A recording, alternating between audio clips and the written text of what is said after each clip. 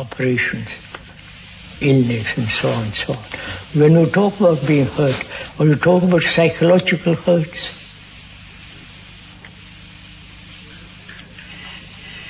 yeah, I'm wondering how it is that when a person comes into my office. This is one of a series of dialogues between J. Krishnamurti, David Bohm, Rupert Sheldrake, and John Hidley. The purpose of these discussions is to explore essential questions about the mind. What is psychological disorder, and what is required for fundamental psychological change? J. Krishnamurti is a religious philosopher, author, and educator who has written and given lectures on these subjects for many years. He has founded elementary and secondary schools in the United States, England, and India. David Bohm is professor of theoretical physics at Birkbeck College, London University in England. He has written numerous books concerning theoretical physics and the nature of consciousness. Professor Bohm and Mr. Krishnamurti have held previous dialogues on many subjects. Rupert Sheldrake is a biologist whose recently published book proposes that learning in some members of a species affects the species as a whole. Dr. Sheldrake is presently consulting plant physiologist to the International Crops Research Institute in Hyderabad, India. John Hidley is a psychiatrist in private practice who has been associated with the Krishnamurti School in Ojai, California for the past 6 years.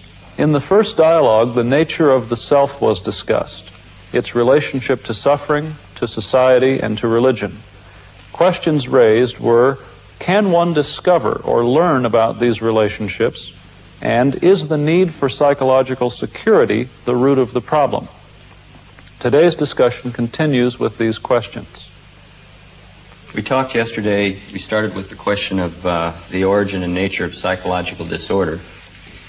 And it was suggested that it has its roots in self-centered activity, which is divisive and conflictual in nature, and that biologically such factors as instinctual aggression and dominance drives, the facts of illness and death, all contribute. I wondered if we could start this morning, David, by having you comment on the relationship between these biological factors and psychological security.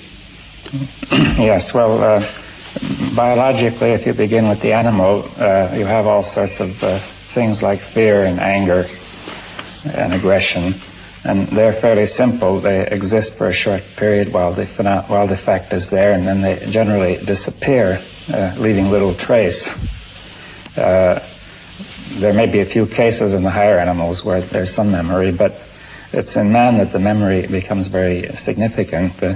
Remembering all these experiences and anticipating the future, you get a very different sort of behavior. For example, with an animal, you might have a bad experience with another animal, and shortly afterward he'll be in a fairly good state of equilibrium. But say we have a quarrel between two groups, as in Northern and Southern Ireland. This has been gone on for 350 years, and there's a specific effort to remember it, which you can see going on. I think this is the biggest difference now. The memory being the biggest difference. Yeah, the effect of memory, the consequences of memory. See, memory by itself would obviously not cause any trouble because it's only a fact, right? But yes, memory has consequences. It may produce fear, you see, it may produce anger, it may produce all sorts of disturbances to remember what did happen and to anticipate what may happen. You mean thinking about it? Yes, based on memory. I mean, obviously the animal that's been attacked by another animal remembers in the sense that when it sees the other animal again, it's afraid. Yeah. But probably doesn't think about it in between. Yes, it can form an image. You see, I don't believe that most animals can form images of the other animals, and I can base that on experience. That I have seen dogs fighting very hard, and as soon as you turn the corner, the dog sort of forgets what happened. He's disturbed, but he doesn't know why he's disturbed, you see.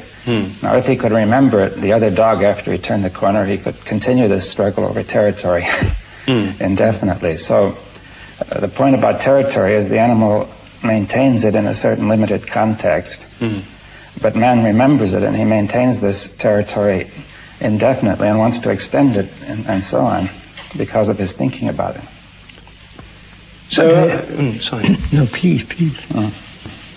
So are you suggesting that the basis of the specifically human kind of pain and suffering, over and above the kind of suffering we see in the animal kingdom, is this ability to remember, to brood over, to think about these? Yes, the animal may have some of that. I've seen examples on television of a deer who lost its doe and it was pining away in the wild, but I think it's limited. That is, there's some suffering of that kind in the animal world, but with man it's enormously expanded. You know, it seems limitless. Yes, I think the major point is that with man, the thing can build up like a tremendous explosion. It fills his whole mind, you see, and it can become the major motive in life, you see, to remember the insult and to, to revenge the vendetta of families over many generations. And to remember the bad experience you've had with somebody and to be frightened of what's coming, like the examination that the child may be frightened of or something like that. But have you answered his question, sir? Which is? Which was? How does the biological fact of illness or death or instinctual drive result in a psychological problem or disorder? Oh, by thinking about it, I say that the biological fact is not a serious problem in the long run, but as soon as you begin to think about it, and not merely think about it, but make images about it along with that thought, and to revive the memory and anticipate the feeling of the future. And while you are thinking, then it becomes a very serious problem because you can't stop it, you see. You will never attain security by thinking about it, but you're constantly seeking security the purpose of thinking is to give you security in practical affairs, yes, technical affairs. Now, therefore, you're doing a similar sort of thinking, saying, how can I be secure against the possibility of suffering again? And now that, there's no way to do that. You may take technical steps to make it unlikely, but as you think about it, you begin to stir up the whole system and distort the whole mental process. Well, it seems clear that by thinking about it, we stir up the emotions and the associations that are those thoughts. But we're not suggesting we shouldn't think about it, are we? Well, it depends on how you think about it. You see that this thinking gets to be directed toward giving you a sense of security, you see, an image of security. Right, I get hurt when I'm little or sometime along the line, and it creates a fear in me, and I anticipate that kind of situation. I may not even remember the incident, but I want to avoid it in the future. Yes, and now the point is that the mind is always searching for how to avoid it, and searching out thoughts, images. I was saying that fellow is the one who did it, I must keep away from him. Coming to conclusions, and if any conclusion gives you an image of security, then the mind holds on to it, right? Without actually any basis. Could you elaborate on that a little? Well, if you've had, if you've had a bad experience with somebody, you may conclude that you should never trust him again, for example. Well, that might be quite wrong. But the mind is so anxious to have security that it will jump to the conclusion that it's not safe to trust him. Right? Now, if you find somebody else who seems to treat you well and reassures you and flatters you, then it may jump to the conclusion you can completely trust him.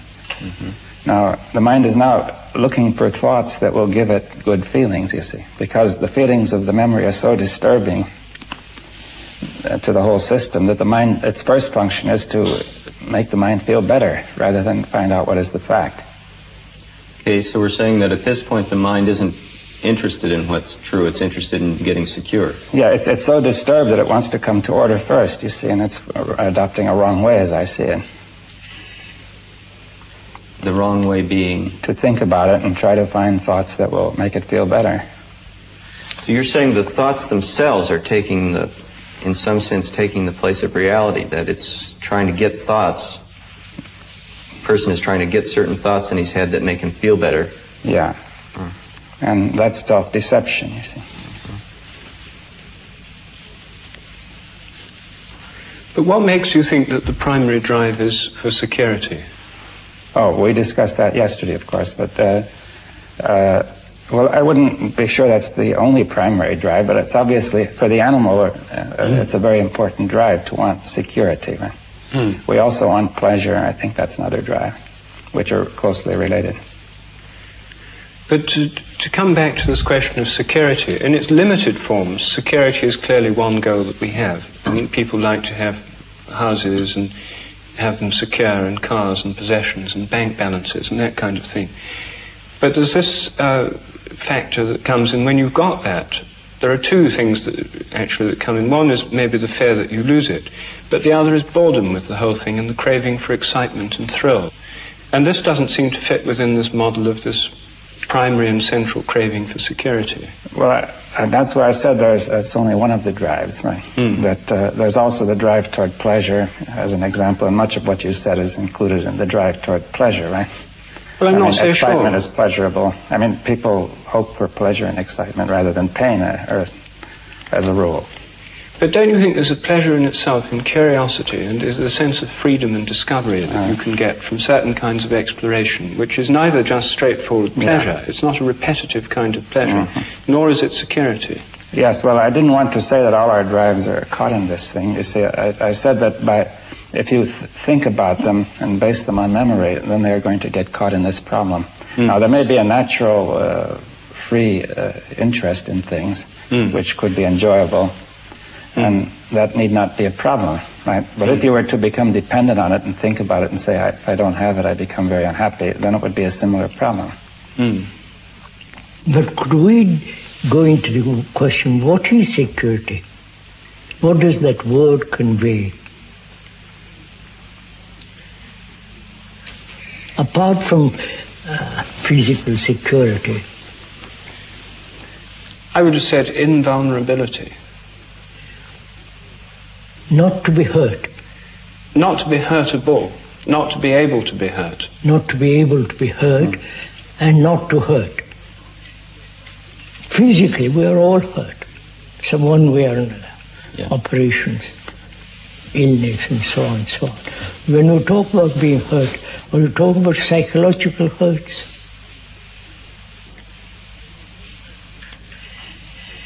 Yeah, I'm wondering how it is that when a person comes into my office, his complaint is his psychological hurts. And how do you deal with it? I try. Suppose I come to you, I'm hurt from childhood. Yeah. I'm hurt by the parents, school, college, university. Yes.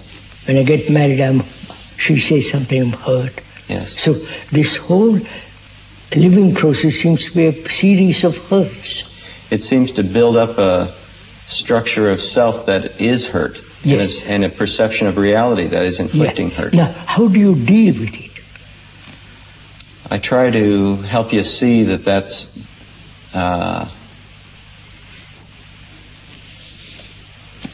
I try to help you see how you're doing it. What do you mean, how do you? Well, for example, if you have built up in you the notion that you're one down, or that you're the victim, then you perceive yourself to be victimized, and you perceive the world to be a victimizer. And I help you realize that that's what you're doing. But by showing me that, will I get rid of my hurt? My hurts, very deep, unconscious hurts that make me do all kinds of peculiar actions, neurotic. Well, if you don't just... Isolating myself, Yes. It appears that people get better, that they realize that they are doing it. And in some local area, it seems to help. No, but aren't you concerned, if I may ask, with not being able to hurt at all? Yes. What do you mean by that? Not hurting somebody else or not hurting, but being hurt inside of you? No, I may hurt others unconsciously, unwillingly, but I wouldn't hurt voluntarily somebody. Yeah, you really don't intend to hurt anybody. Yeah, I wouldn't. Well, maybe not, but I don't see the connection between not hurting other people and not being hurt oneself. Or at least I'm sure there must be one, but it's not obvious. And most people's view of the best way not to be hurt would be to be in such a position that you can hurt others so much they'd never dare. And this is the principle of nuclear retaliation. I mean, this is a very common principle. Yes, and so it's not obvious that not hurting others is related to not being hurt oneself. In fact, usually it's taken to be the reverse. It's usually assumed that if you're in a position to hurt others very much, you'll be very secure. Of course, I mean, if you're a king or a sannyasi or one of those people who have built a wall around themselves, yes, naturally you could never hurt them. Yes. But when they were children, they were hurt. Yes. That hurt remains. It may remain superficially or in the deep recesses of one's own mind. Now, how do you, as a psychologist, psychotherapist, or help another who is deeply hurt and is unaware of it, and to see if it is possible not to be hurt at all? I don't address the question about is it possible to not be hurt at all. That doesn't come up. Why? Wouldn't that be a reasonable question? Well, it seems to be what we're asking here. It is the essence of the question that we're asking. We ask it in terms of particulars only in therapy. And you're asking it more generally. Is it possible to end this hurt, period? Not just a particular hurt that I happen to have.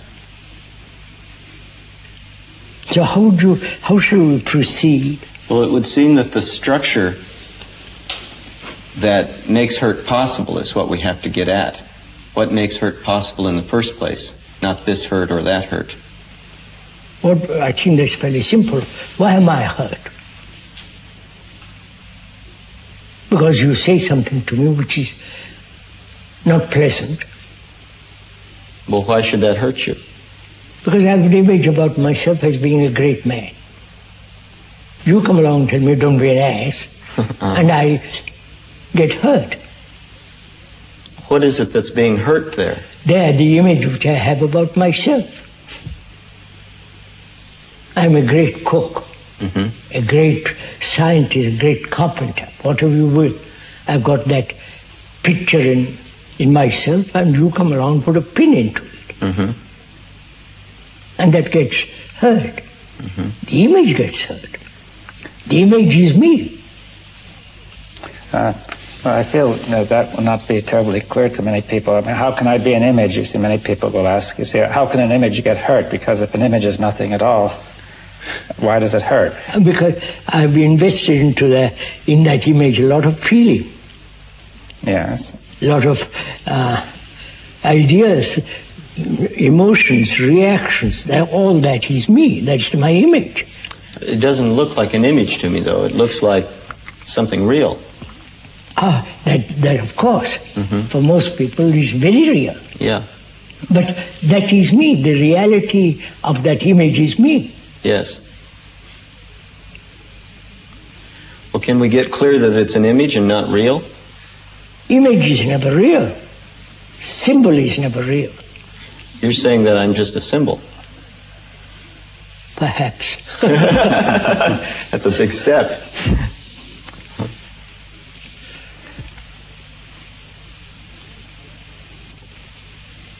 From that arises the question whether it's possible not to have images at all.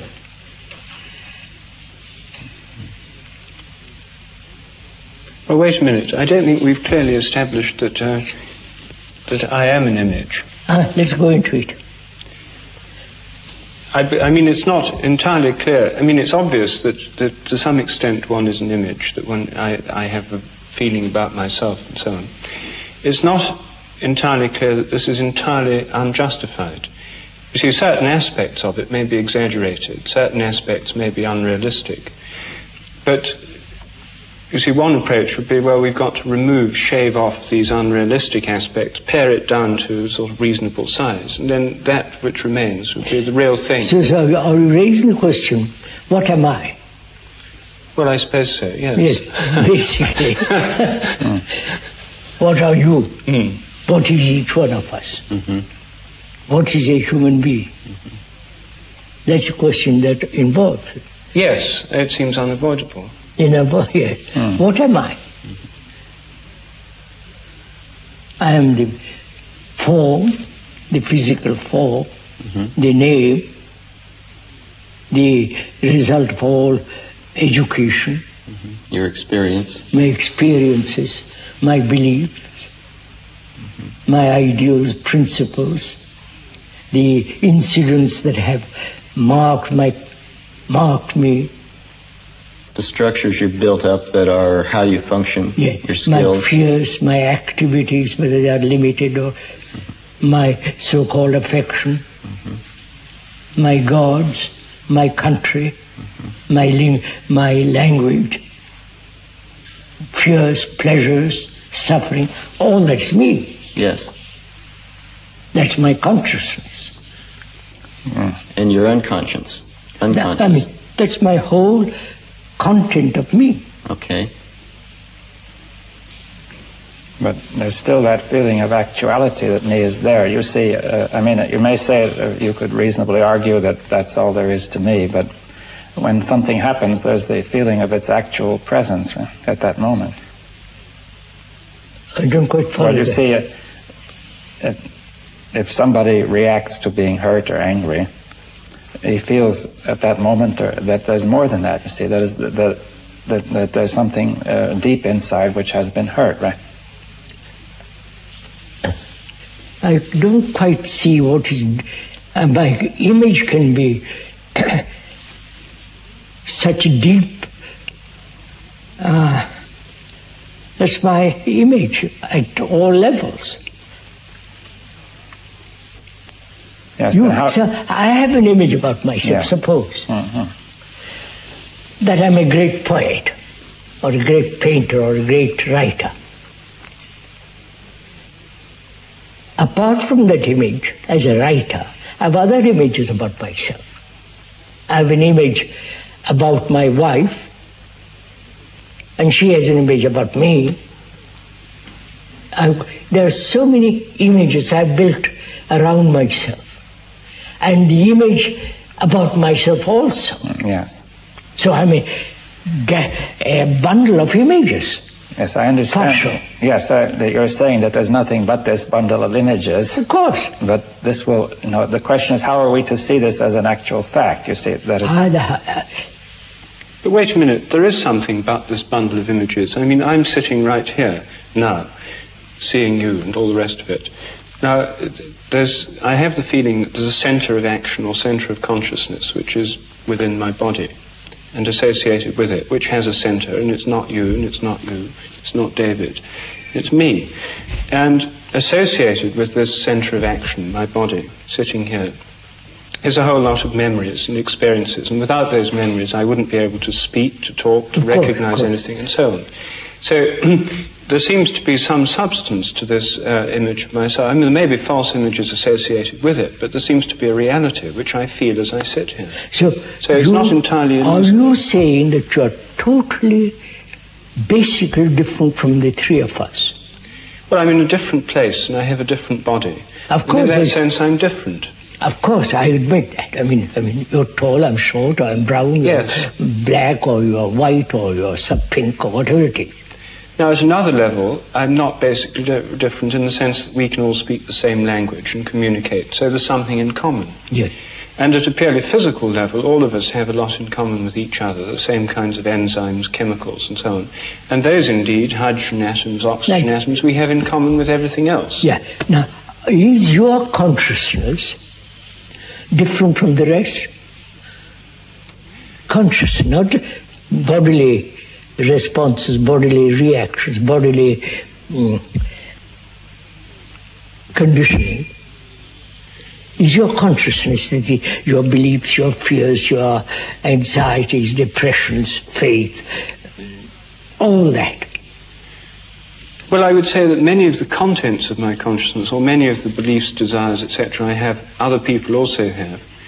But I would say the particular combination of experiences, memories, desires, etc., I have are unique, because I've had a particular set of experiences as you have and as everyone has, which makes a unique combination of these different elements. So is mine unique? Yes. So is easy. Exactly. But the uniqueness makes it all common.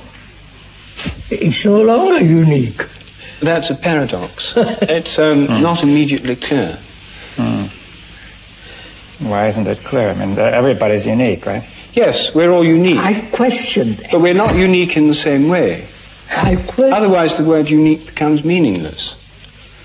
What? Otherwise, well, if we're unique, each of us is unique. We have a unique set of experiences, environmental factors, memories, etc. That's you just now said. That's common lot to all of us. Yes, we all have it, but what we have is different. Yes, you brought up in England, yes, and perhaps another brought up in America, another brought up in Chile. We all have different experiences. Yes. Different country, different views, different mountains and so on. Yes. But apart from the physical environment, linguistic differences, and accidents of experience, but basically, fundamentally, deep down, we suffer. We are frightened to death. We are anxious. We are agonizing about something or other. And conflict, that's the ground on which we all stand. But that doesn't seem a very startling conclusion. No, it is not. But I think, say that what you're saying really implies that what we have in common is essential and fundamental rather than just superficial. You see, now I've talked with people about this, and everybody agrees we all have these things in common, but sorrow, suffering, and so on are not so important. The really important point are the higher achievements of culture and things like that, as an example. Maybe the distinction is between the form and the content. Our contents are all different, and they have similarities and differences, but maybe the form is the same, the structure. I would say content are the same for all human beings. But, you see, I can recognize that there's such a thing as common humanity, but I would regard that as quite possibly an abstraction or a projection, rather than a reality. How do I know that's not an abstraction? Because you go around the world, you see people suffer, you see human beings in agony, despair, depression, loneliness, lack of affection, lack of care, attention. That's the basic human reactions, that's part of our consciousness. Yes. So you are not basically different from me. You're tall, may be born in England, I may be born in Africa with dark skin, but deep down the river, the content of the water of the river is the water. The river is not Asiatic river or European river, it's a river. Yes, well, that's clearly true at some level, but I'm not quite sure at what level, you see. I'm talking basically, deeply. But you see, it seems to me, why stop there? That I can see something in common with all other human beings. But I can also, by looking at animals, see something in common with them. We have a great deal in common with the animals. Sure. So why stop at human beings? I Why don't. not? Why not say? Because I say if I feel, I don't like the word common. That sounds. It's one feels that is the ground on which all human beings stand. Their relationship with nature, animals, and so on. And that the content of our consciousness is, again, the ground of humanity. Love is not English, American, or Indian. Hate is not. Agony is not yours or mine. Agony. But we identify ourselves with agony. It's my agony, which is not yours. We might go through it in very different ways, though. Different expressions, different reactions, but basically it's agony. Not German agony and Asiatic agony. It's not what is happening. British and Argentine. It's human conflict. Why do we separate ourselves from all this? The British, the Argentine, the Jew, the Arab, the Hindu, the Muslim, you follow? Which all seems so nonsensical, tribal. The worship of a nation is tribalism. So why can't we wipe out all that? I don't know. You tell me. Why can't we? Because, again, we'll come back to the question. I identify with my nation because that gives me a certain strength, certain standard, certain status, certain security. When I say I'm a British, oof. So, this division is one of the reasons of war. Not only economic, social, and all the rest of it. Nationalism, which is really glorified tribalism, is cause of war. Why can't we wipe that out? Seems so reasonable. It seems reasonable on a level like nationalism. People don't think they're England. Start from there. Okay.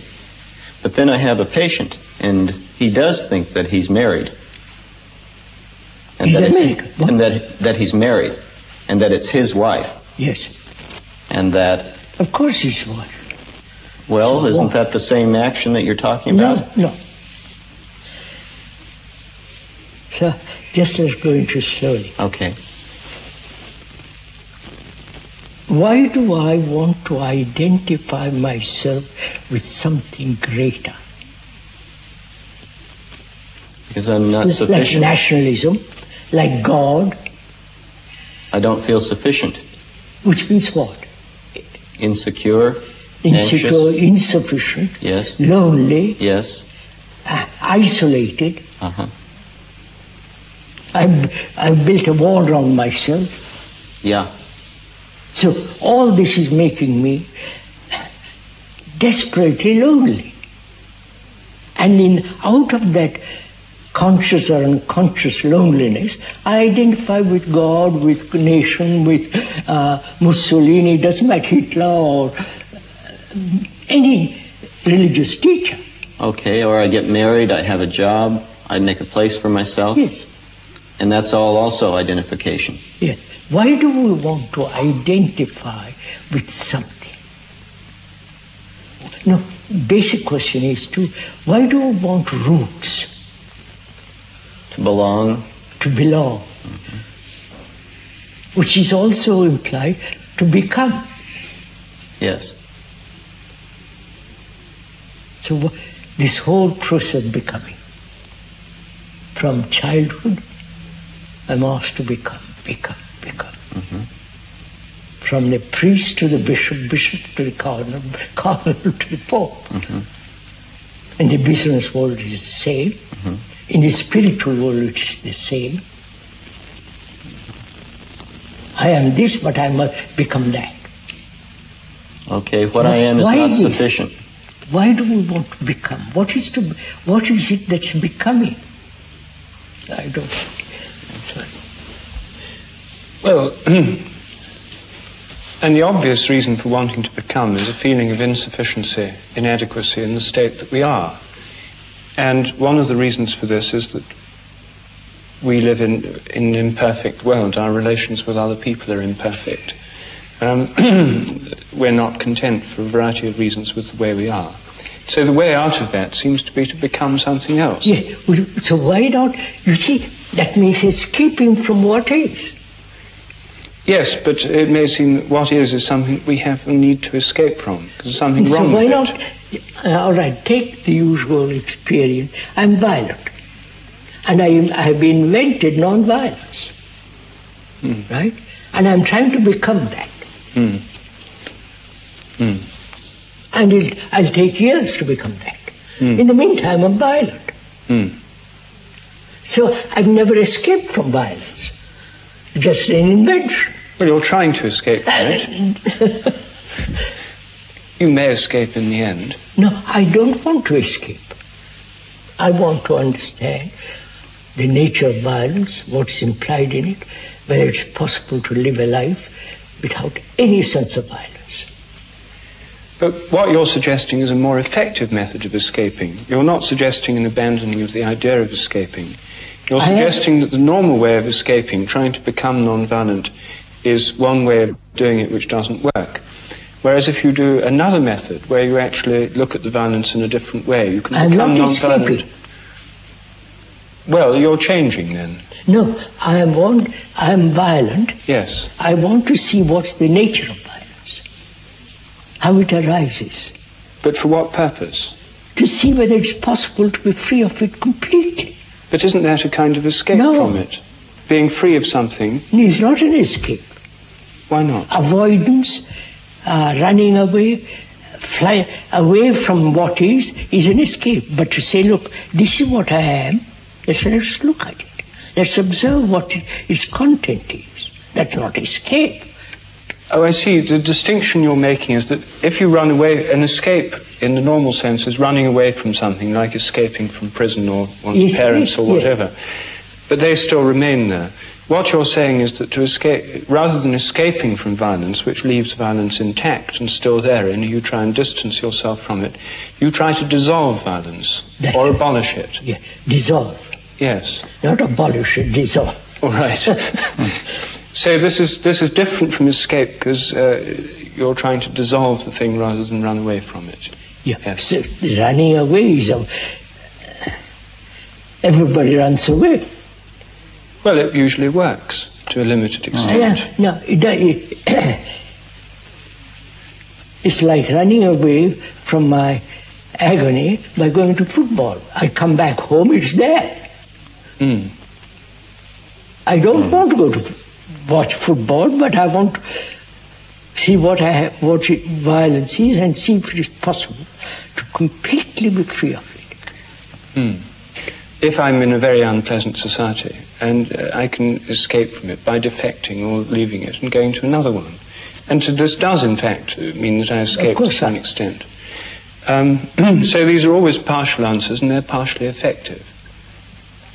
But I don't want partially violent or partially free from it. I want to find out if it's possible to be totally ended. That's not an escape, that's putting my teeth into it. Yes. But you have to believe it's possible in order to put your teeth into it. I'm going to investigate. I said, for me, I know what one can live without violence. But that may be a freak, that may be a biological freak and so on. But to discuss together, four of us, and see if we could be free of violence completely means not escaping, not suppressing, not transcending it. And see what is violence. Violence is part of imitation, conformity, right? Part is physical, that I'm not talking about that. So psychologically there's this constant comparing. That's part of hurt, part of violence. So can I live without comparison? When from childhood I've been trained to compare myself with somebody. I'm talking comparison, not good cloth and bad cloth. Right. Talking about comparing myself. Myself. With you who are bright, who are clever, who have got publicity, who got... When you say a word, the whole world listens, and I can shout, nobody cares. So I want to be like you. So I'm comparing constantly with myself with something I think is greater. So this is where becoming comes from, this Yes, comparison. that's just it. So can I live without comparison? Now doesn't that leave me in the insufficient state? No, to live without comparison? Yes. No. Well, here I start off Then insufficient. You understand, sir? Am I dull because I compare myself with you? Yes. Or bright? Yes, you're dull because you compare yourself. If I by comparing myself with you, who are bright, who are clever, I become dull. I think I'm dull. Yes. But if I don't compare, Then it I am doesn't what come I up. am. Well, you may not compare, but I may compare. I may say, you're dull. All right. I say, Then- all right. You say you're dull. I say, am I? I want to know, what does it mean? Does it mean he's comparing himself with me, who is, you follow? See, The yes, reverse of it'd it. be very frustrating, that. Yes. I mean, if one compared oneself with somebody and said, you're dull, Yes. and then they said, what does dullness mean? Yes. The other day, after one of the talks in England, a man came up to me and said, "Sir, you are a beautiful old man, but you're stuck in a rut." I said, perhaps, I don't know, we'll go into it. So I went up to my room and said, am I? Because I don't want to be stuck in a rut. I may be. So I went into it very, very carefully, step by step, and found, what does a rut mean? To stick in a groove along a particular line? Maybe. So I watch it. So observation of a fact is entirely different from the escaping or suppression of a fact.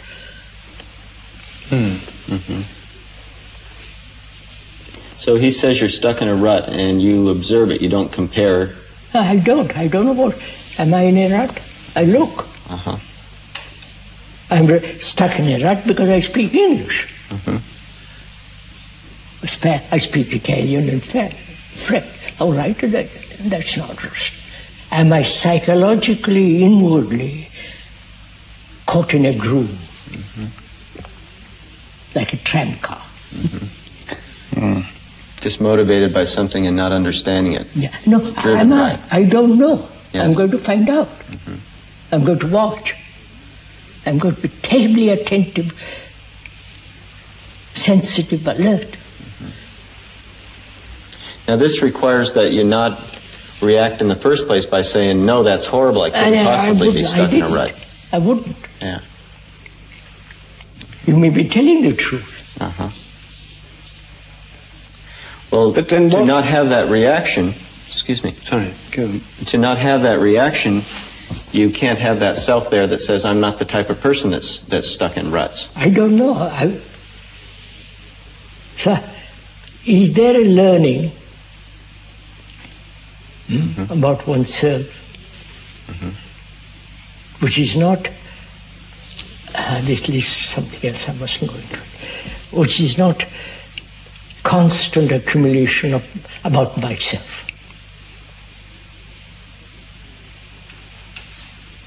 I don't know if I'm making myself clear. Yes. You're saying That that... is, I observe Yeah. myself. And I've learned from that observation, something. And that something is being accumulated too all the time by watching. I think that's not learning about yourself. Yeah. It's being concerned with what you think about yourself. Yeah, what you think about yourself, what you have gathered about yourself. Yeah.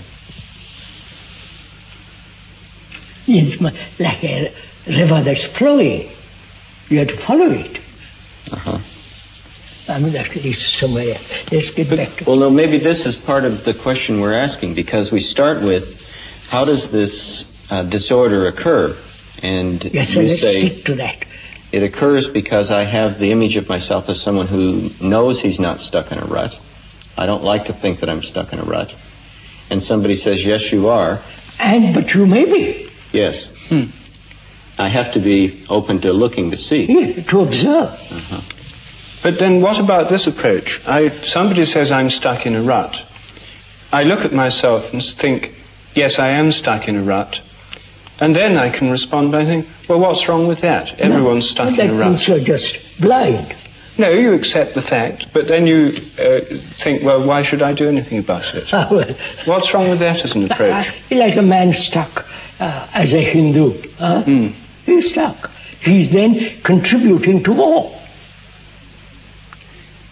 Well, I may say, well, I'm stuck in a rut, but says everybody. It's the nature of humanity to be stuck in ruts. You see, that's it. You go off, that's the nature of humanity. Yes. But I question that. I would say everyone else is stuck in ruts. If you say that's the nature of humanity, let's change it for God's sake. But you may believe it's unchangeable. You see, what reason have I for believing that we can change it? I may think that I'm stuck in a rut, so you, and so is everybody else. And anyone who thinks they're not is deceiving themselves. Is cheating themselves. Yes. I may cheat, so I begin to inquire, am I cheating myself? I want to be very honest about it. I don't want to cheat. I don't want to be a hypocrite. But you may not be a hypocrite. You may think I am stuck in a rut. And you may be a pessimist. You see, the alternative to being a hypocrite is a pessimist, or one alternative. No, I'm neither a pessimist or an optimist. I say, look, am I stuck in a rut? I watch all day. And you perhaps conclude yes. But then you can take the pessimistic course and say, yes, I am, but say what? If you prefer that way of living, go ahead. But I don't want to live that way. Well, the person who comes into therapy usually comes with both sides going on at the same time. He says that I have this problem which I want to be free of. I don't want to be stuck in a rut. On the other hand, when it gets down to really looking at that, he doesn't want to look at it either, because it becomes uncomfortable. Of course. Yeah. So, to come back to our original question, the world is in disorder. Yes. Human beings are disorder. And we describe what is disorder. And is there a possibility to live free from disorder? That's a real basic question.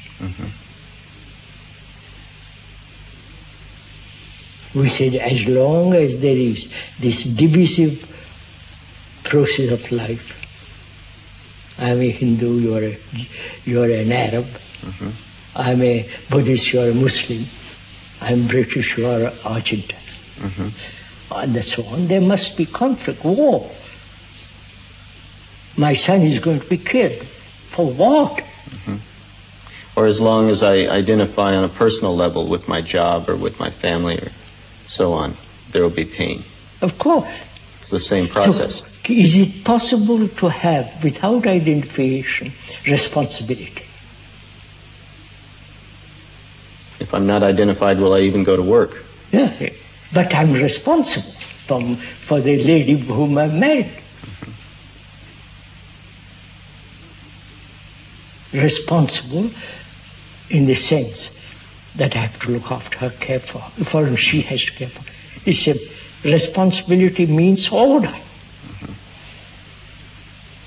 But we have become totally irresponsible by isolating ourselves, British, French, follow? We handle the problem of responsibility by developing a rut that we can work in. Yes, that's it. And staying inside there.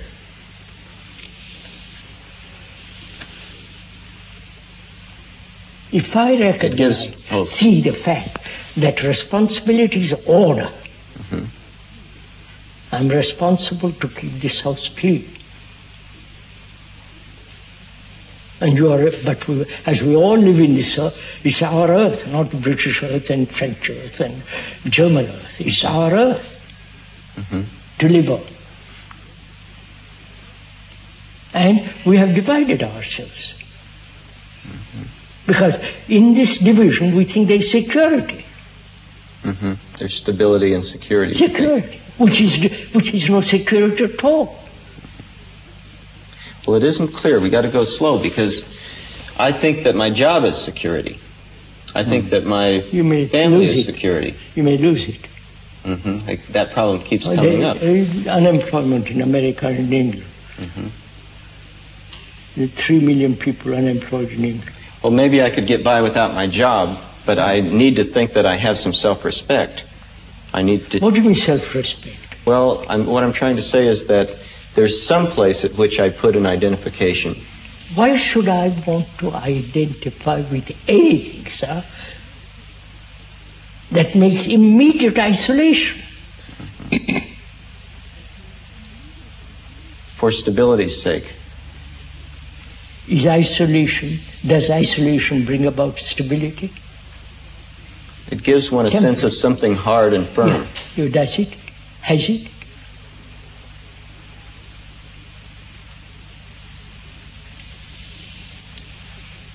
We have had, in the last 5 years, 5,000 years, nearly 5,000 wars.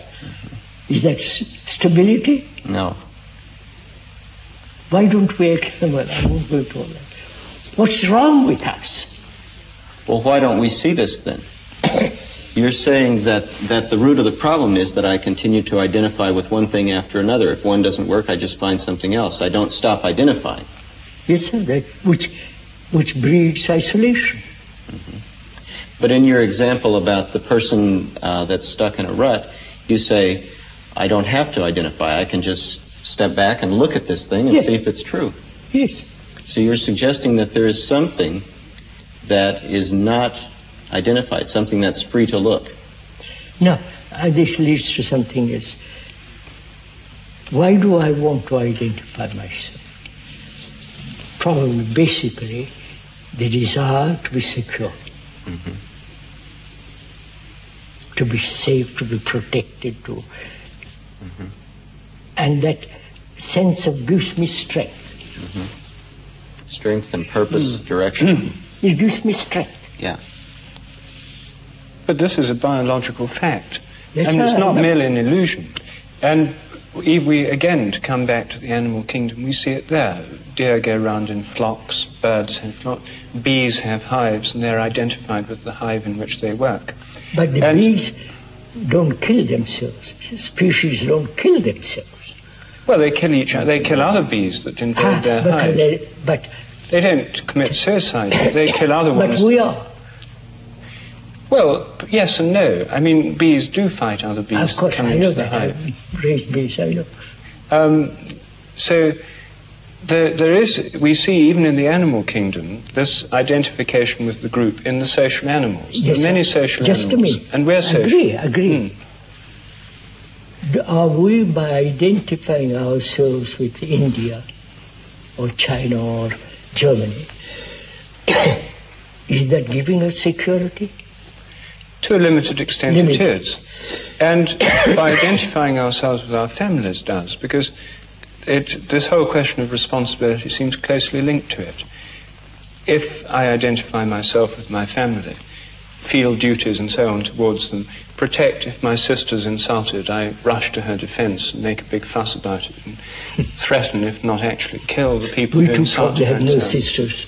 Yes, fortunately.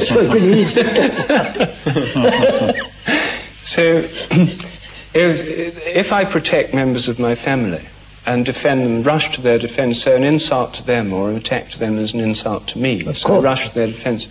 There's a reciprocal obligation on them. If I fall ill or sick, they'll feed me and look after me. If I get arrested by the police, they'll try and get me out of prison, and so on. So it does give me a kind of security. It actually works. Of course. And that's very good reason for doing it for most people. But stretch it further. From the family to the community, community to the nation, so on, so on. That's a vast process of isolating. You are English, I am German, and we are a teacher's throat. And I said, for God's sake, this is so damn stupid. Well, it's not entirely stupid because it works to a certain It extent. is work, but it's impractical. It's killing each other. Well, we haven't killed each other yet. There are more human beings than there ever have been before. So the system so far has gone on to the point where, far from killing each other, we've actually got to the point where we've got a bigger population than the world's ever seen in its whole past. So the system works only too well, for some reason. So you propose war to kill all? No. But there's some aspect of it that does work, and some security that's genuine that these things confer. Yes, sir. At certain level, identification has certain importance, right? But at a higher level, if you can call it higher, it becomes dangerous. That's all we're saying. Of course, if you're my brother, you look out for me. It's very hard to draw the line. You see, that starts spreading out. That's right, spreading out. It slips. That's what I'm saying, objecting. But you see, the question is, where do you draw the line? Because if you're my brother, then you have the tribe or the clan, or in India, the caste. That's it. Yeah, you That's have your it. friends. And then Extend it. extends. And then we say, I am Argentine. You are British, he's French, and we are economically, socially, culturally, we're murdering each other. And I said, but that's so insane. But where do you draw the line? You see, if you say the nation state is wrong, then what's wrong with the tribe or the caste? Then you've got conflict between those. No, you've got conflict between families. I wouldn't draw the line. I say I'm responsible as a human being for what is happening in the world. Because I'm a human. And so what is happening in the world is this terrible division. And I won't be a Hindu. I won't be a Catholic, Protestant, Buddhist, nothing. If 100 people or 1,000 people like that would begin to do something. So you're saying that the problem comes up because I mistake my local security. I think that it rests in some local identification. Yes, which is isolation. And therefore, in isolation, there is no security. And therefore, there is no order.